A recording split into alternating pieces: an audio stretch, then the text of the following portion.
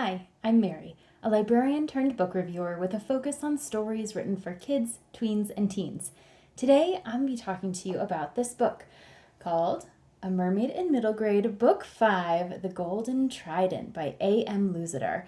This is the fifth book in the Mermaid in Middle Grade series, and it focuses on Bryn Finley, of course, the protagonist, but you get to see a lot more of her friends in this one. Now, what happens in this story is she is going to school. There's only a couple more weeks before summer break, and she's really excited, but her math teacher goes on maternity leave, and she gets a new teacher to replace her. And what she learns about herself is that she is not as welcoming of others as she might have thought originally.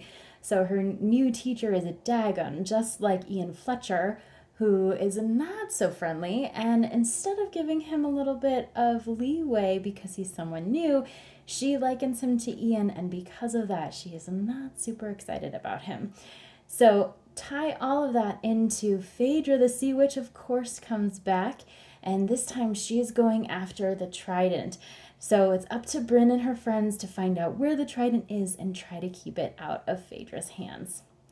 So this story is written just like the other ones in the series. Starts out with a little bit of backstory about the others to kind of remind you where you are, but it doesn't feel heavy or burdensome when it comes in. You just kind of get reminded about, oh yeah, that event happened and this thing happened, and that helps orient you to the story.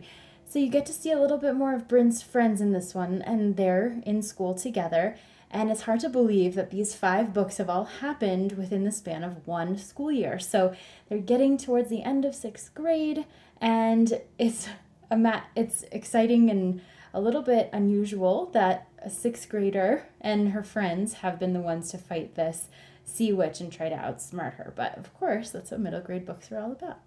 So this story is written like the others for middle grade readers, so ones who are stepping up from things like the Magic Treehouse series, but they're not quite ready for a full-length Harry Potter book, for example.